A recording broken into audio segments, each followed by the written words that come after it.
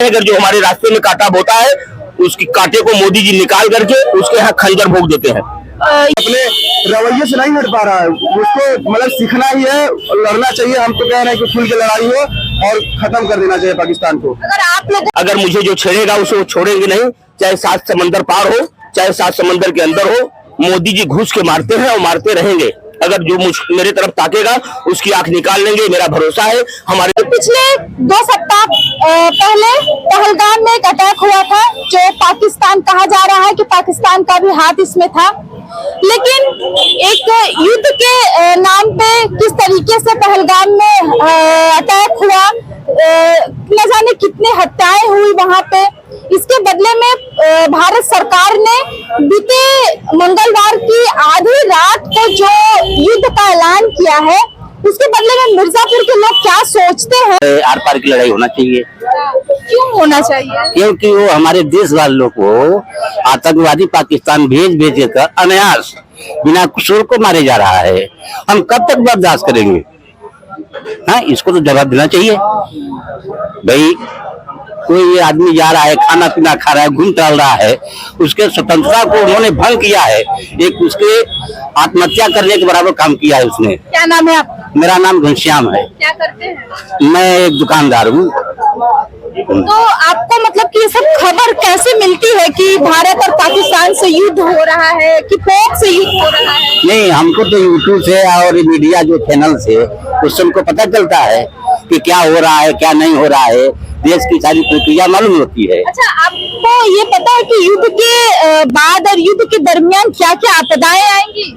युद्ध के पहले जो है, युद्ध के बाद भाई नाना प्रकार की आपदाएं आ सकती हैं।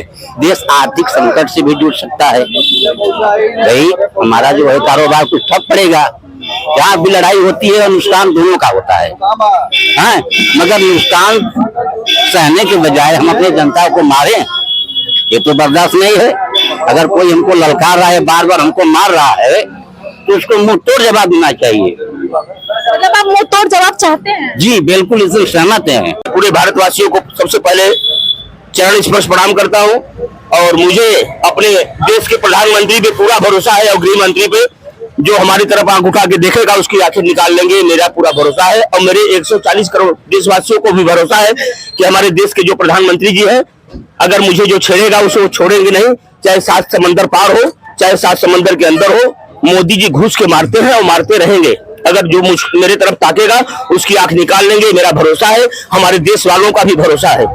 हम लोग अपने रास्ते पर रहते हैं। अगर जो हमारे रास्ते में कांटा बोता है उसकी कांटे को मोदी जी निकाल करके उसके यहाँ खंजर भोग देते हैं। 140 करोड़ जनसंख्या को, क्योंकि आज नहीं, जब तक मोदी जी हमारे पीएम की कुर्सी पे है, हम लोगों को डरने की कोई जरूरत नहीं है। अपने काम में पूरे भारतवासी लगे रहे, संयम बनाए रहे और किसी भी अफवाह से बचे रहे। और मोदी जी है, सब कुछ देख लेंगे, हमें आपको चिंता करनी नहीं। एक सवाल, आप कह रहे हैं कि मोदी जी हैं, जब तक सत्ता पे है तब तक डरने की जरूरत नहीं है। तो पहलगाम में भी जो 22 तारीख को लोग घूमने के लिए गए थे, वो यही सोच के गए थे कि हमारी सरकार हमारी सुरक्षा कर रही है, लेकिन उस समय 22 तारीख को वहाँ पे सुरक्षा क्यों नहीं थी? सवाल मेरा ये। मैम जी, ऐसी बात है कि हमारी बीजेपी की सरकार जम्मू कश्मीर में नहीं है। वहाँ उमर अब्दुल्ला करके सीएम है, जो उमर अब्दुल्ला, जो कि हमारे भारतीय बहनें गई, हमारे गोवा से गई, यूपी से गए, कानपुर से लोग गए और उन लोगों को बचा नहीं पाए। उन्हें भी बहुत खेद है, लेकिन वो बचा नहीं पाए।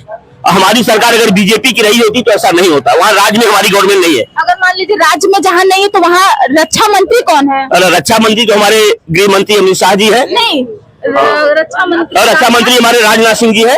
उनसे हम लोग काफी खुश हैं, राजनाथ सिंह से। लेकिन हमारे जो गृह मंत्री अमित शाह, दायित्व किसका बनता है? सुरक्षा का दायित्व गृह मंत्री का बनता है। मैम जी, गृह मंत्री का नहीं बनता है, रक्षा मंत्री का बनता है बाहरी सुरक्षा के लिए। लेकिन भारत में घुस के मारे हैं, इसलिए यहाँ पे गृह मंत्री का दिक्कत है, जो कि हमारे भारत में अगर घुसे है।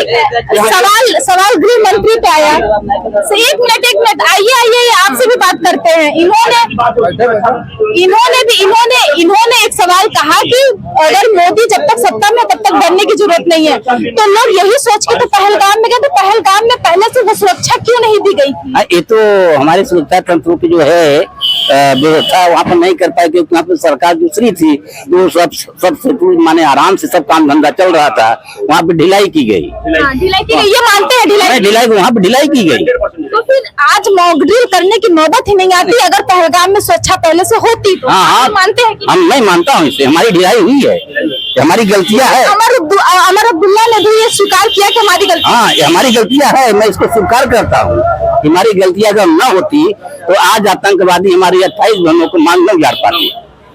हमसे चूक हुई है, तो उस चूक को हमेशा हमेशा के लिए समाप्त करना जरूरी है, जड़ से। अगर ये बताइए, आप लोग भी पढ़ाई नहीं करते? हाँ, स्टूडेंट है, कहाँ है?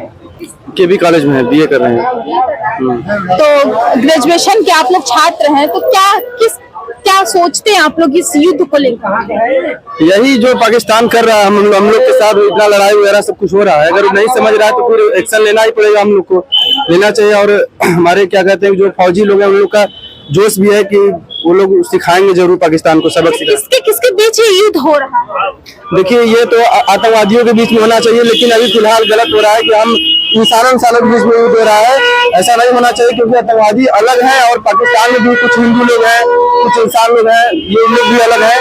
लेकिन जो हो रहा है युद्ध अभी मतलब फिलहाल उतना सबके लिए सही नहीं होगा, नुकसान दोनों तरफ होगा, तो पहले समझौता कर लेना चाहिए आतंकवाद के खिलाफ। 1971 के बाद ये अब 1971 में भारत और पाकिस्तान के युद्ध हुआ था, और फिर 1999 में कारगिल युद्ध हुआ, उसके बाद 2025 में ये युद्ध हो रहा है। तो 2025 के युवा क्या सोचते हैं? देखिए, 54 साल बाद युद्ध हो रहा है, 1971 के बाद 54 साल बाद युद्ध हो रहा है, तो युवा यही सोच रहे हैं कि युवा में काफी जोश है। पाकिस्तान नहीं मान रहा है, अपने रवैये से नहीं हट पा रहा है, उसको मतलब सीखना ही है, लड़ना चाहिए। हम तो कह रहे हैं कि खुल के लड़ाई हो और खत्म कर देना चाहिए पाकिस्तान।